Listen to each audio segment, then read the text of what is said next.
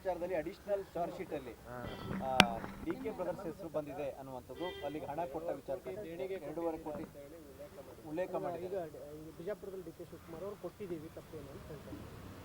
ನಾವು ಅನೇಕ ಬಾರಿ ಇಡಿ ಅಧಿಕಾರಿಗಳು ಯಂಗ್ ಇಂಡಿಯಾಗೆ ಸಂಬಂಧಪಟ್ಟಂತೆ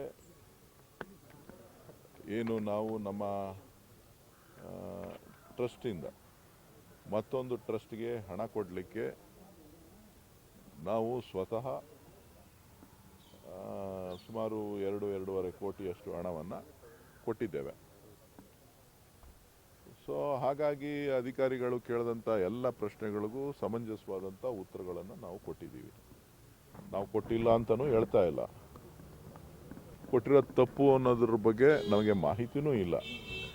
ಸೊ ದುರುದ್ದೇಶಪೂರಿತವಾಗಿ ಕಾಂಗ್ರೆಸ್ ಪಕ್ಷದ ನಾಯಕರಾದಂಥ ನಮ್ಮ ನಾಯಕರುಗಳ ಮೇಲೆ ಆರೋಪಗಳನ್ನು ಹೊರಿಸಲಿಕ್ಕೋಸ್ಕರ ಈ ರೀತಿಯಾಗಿ ಚಾರ್ಜ್ ಶೀಟನ್ನು ಸಲ್ಲಿಕೆ ಮಾಡಿದ್ದಾರೆ. ಅದನ್ನು ನ್ಯಾಯಾಲಯದಲ್ಲಿ ಪ್ರಶ್ನೆ ಮಾಡ್ತಕ್ಕಂಥ ಕೆಲಸವನ್ನು ನಮ್ಮ ನಾಯಕರಾದಂಥ ಶ್ರೀಮತಿ ಸೋನಿಯಾ ಗಾಂಧಿಯವರಿರ್ಬೋದು, ನಾಯಕರಾದಂಥ ರಾಹುಲ್ ಗಾಂಧಿಯವರಿರ್ಬೋದು, ಖಂಡಿತ ಅದನ್ನು ನಾವು ನಮ್ಮ ಪಕ್ಷ ಪ್ರಶ್ನೆ ಮಾಡ್ತದೆ, ನಮ್ಮ ನಾಯಕರು ಕೂಡ ಪ್ರಶ್ನೆ ಮಾಡ್ತಾರೆ. ಇದು ರಾಜಕೀಯ ಪಿತೂರಿಯ ಒಂದು ಕೆಲಸ. ರಾಹುಲ್ ಗಾಂಧಿಗೆ ಲಾಭ ಆಗಿದೆ ನೀವು ಕೊಟ್ಟಿರುವಂತ ದೇಣಿಗೆಯಿಂದ. ಇದು ಸೋನಿಯಾ ಗಾಂಧಿಯವರ ಟ್ರಸ್ಟ್ ಅಲ್ಲ, ಅದು ಯಂಗ್ ಇಂಡಿಯಾ ಅಂತಕ್ಕಂಥದ್ದು ಒಂದು ಸಂಸ್ಥೆ. ಆ ಸಂಸ್ಥೆಗೆ ನಾವು ಕೊಟ್ಟಿದ್ದೇವೆ. ಸೊ ಸಂಸ್ಥೆಗೆ ಕೊಟ್ಟಿರೋದ್ರಿಂದ ಅದಕ್ಕೆ ಯಾವುದೇ ಅವರಿಗೆ ವೈಯಕ್ತಿಕವಾದಂಥ ಲಾಭ ಆಗ್ತಕ್ಕಂಥದ್ದಲ್ಲ, ಅಥವಾ ಅವರು ವೈಯಕ್ತಿಕವಾದಂಥದ್ದಕ್ಕೆ ಅವರು ಬಳಕೆನೂ ಕೂಡ ಮಾಡಿಕೊಂಡಿಲ್ಲ. ಸೊ ಹಾಗಾಗಿ ಇದರಲ್ಲಿ ಲಾಭದ ಪ್ರಶ್ನೆ ಬರೋದಿಲ್ಲ. ಸರ್, ತಾವು ಡಿಕ್ಲೇರ್ ಮಾಡಿದ್ರಾ ಅನ್ನುವಂಥ ಸರ್, ಅಂದರೆ ಇದನ್ನು ಕೊಟ್ಟಿದ್ದನ್ನ ಡಿಕ್ಲೇರ್ ಮಾಡಿರಲಿಲ್ಲ ಟೆಕ್ನಿಕಲಿ ಏನು ಅಂತ? 100% ಡಿಕ್ಲೇರ್ ಮಾಡಿದ್ದೀವಿ. ಪ್ರತಿ ವರ್ಷ ನಾವು ನಮ್ಮ ಬುಕ್ಸ್ ಆಫ್ ಅಕೌಂಟ್ಸಲ್ಲಿ ಮತ್ತು ಇನ್ಕಮ್ ಟ್ಯಾಕ್ಸ್ಗೆ ಸಲ್ಲಿಕೆ ಮಾಡ್ತಕ್ಕಂಥ ಎಲ್ಲ ದಾಖಲಾತಿಗಳಲ್ಲೂ ಕೊಟ್ಟಿದ್ದೇವೆ. ನಾವು ಇ ಡಿ ಅವ್ರು ಕೇಳಿದಾಗಲೂ ಕೂಡ ಅದಕ್ಕೆ ಸಂಬಂಧಪಟ್ಟಂಥ ಎಲ್ಲ ಮಾಹಿತಿಯನ್ನು ಡಿಕ್ಲೇರ್ ಮಾಡಿರ್ತಕ್ಕಂಥದ್ದು, ಕನ್ಫರ್ಮೇಷನ್ ಮಾಡಿರ್ತಕ್ಕಂಥದ್ದು ಎಲ್ಲ ಮಾಹಿತಿಯನ್ನು ಕೊಟ್ಟಿದ್ದೇವೆ. ಅದರಲ್ಲಿ ಮುಚ್ಚಿಡುವಂಥ ಪ್ರಶ್ನೆ ಇಲ್ಲ.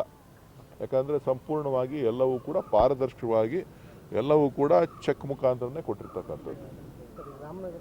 ರಾಮನಗರ ಹೊಸ ಜಿಲ್ಲೆ ಬದಲಾವಣೆ ತಮ್ಮ ಮುಖಾಂತರ ಮಾನ್ಯ ಮುಖ್ಯಮಂತ್ರಿಗಳಿಗೆ, ಉಪಮುಖ್ಯಮಂತ್ರಿಗಳಿಗೆ, ಸಚಿವ ಸಂಪುಟದ ಎಲ್ಲ ಸದಸ್ಯರಿಗೆ ನಾನು ಧನ್ಯವಾದಗಳನ್ನು ಜಿಲ್ಲೆಯ ಜನತೆಯ ಪರವಾಗಿ ವೈಯಕ್ತಿಕವಾಗಿ ನಾನು ಹೇಳಲಿಕ್ಕೆ ಬಯಸ್ತೇನೆ. ನಾವು ಬೆಂಗಳೂರು ಜಿಲ್ಲೆಯಿಂದ ಪ್ರಾರಂಭ ಆದವರು.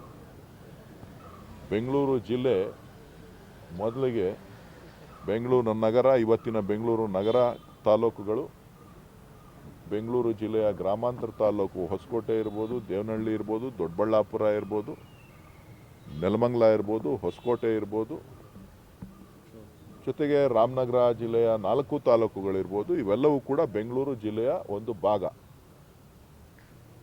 ಬೆಂಗಳೂರು ಜಿಲ್ಲೆಯಿಂದ ನಮ್ಮ ಪರಮಪೂಜ್ಯರಾದ ಶ್ರೀ ಶಿವಕುಮಾರ ಸ್ವಾಮೀಜಿಯವರು ಕೂಡ ಮಾಗಡಿನಲ್ಲೇ ಹುಟ್ಟಿರ್ತಕ್ಕಂಥದ್ದು.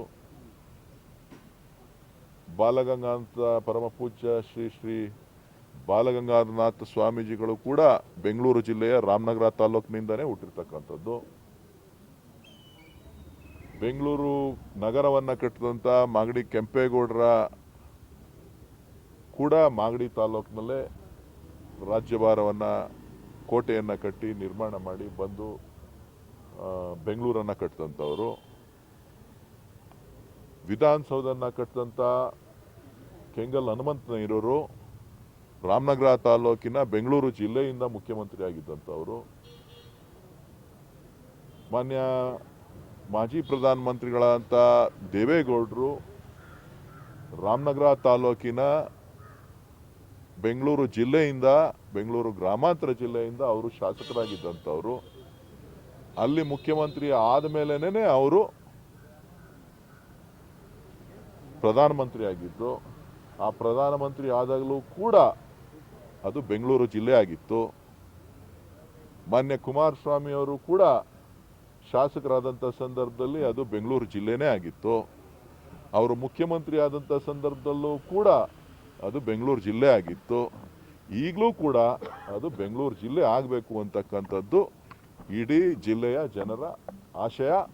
ಆ ಆಶಯವನ್ನು ಮಾನ್ಯ ಉಪಮುಖ್ಯಮಂತ್ರಿಗಳಂತ ಡಿ ಕೆ ಶಿವಕುಮಾರ್ ಅವರು ಈಡೇರಿಸಿದ್ದಾರೆ. ಇದರಲ್ಲಿ ಯಾವುದೇ ರಾಜಕೀಯ ಆಗಲಿ ಅಥವಾ ಯಾರೋ ಲೂಟಿ ಮಾಡ್ತಾರೆ ಅಂತ ಇನ್ನೊಂದು ಏನು ಹೇಳ್ತಾರೆ, ಅದಕ್ಕೆ ಯಾವುದೇ ಆಧಾರಗಳಿಲ್ಲ. ಅವರೇನಾದ್ರೂ ನಾವು ಲೂಟಿ ಮಾಡಿದ್ದೀವಿ ಅನ್ನೋದನ್ನು ಹೇಳತ್ತು ಅಂತ ಅಂದರೆ ಬಹುಶಃ ಅವರು ಕುಮಾರಸ್ವಾಮಿ ಅವರು ರಾಮನಗರ ಜಿಲ್ಲೆ ಮಾಡಿದಾಗಲೂ ಕೂಡ ಆಗಿರಬೇಕು ಅಲ್ವಾ. ಆರೋಪ ಮಾಡೋದು ರಾಜಕೀಯ ಕಾರಣಗಳಿಗೆ. ಇಲ್ಲಿ ಹೆಸರು ಬದಲಾವಣೆ ಮಾಡಿದ್ದೀವಿ ಅಂದಿದ ತಕ್ಷಣನೇ ಏನೋ ದುಡ್ಡು ಹೊಡಿತಾವ್ರೆ ಅನ್ನೋದನ್ನು ಜನರಿಗೆ ಇಲ್ಲ ಸಲ್ಲದ ಒಂದು ಅಪನಂಬಿಕೆಯನ್ನು ಮೂಡಿಸ್ತಕ್ಕಂಥದ್ದು ಸರಿಯಿಲ್ಲ. ಇವತ್ತು ನಾವು ಬೆಂಗಳೂರು ಜಿಲ್ಲೆಯವರು, ಮೂಲತಃ ಬೆಂಗಳೂರು ಜಿಲ್ಲೆಯವರು, ಬೆಂಗಳೂರು ಜಿಲ್ಲೆಗೆ ಸೇರಿದ್ದೇವೆ.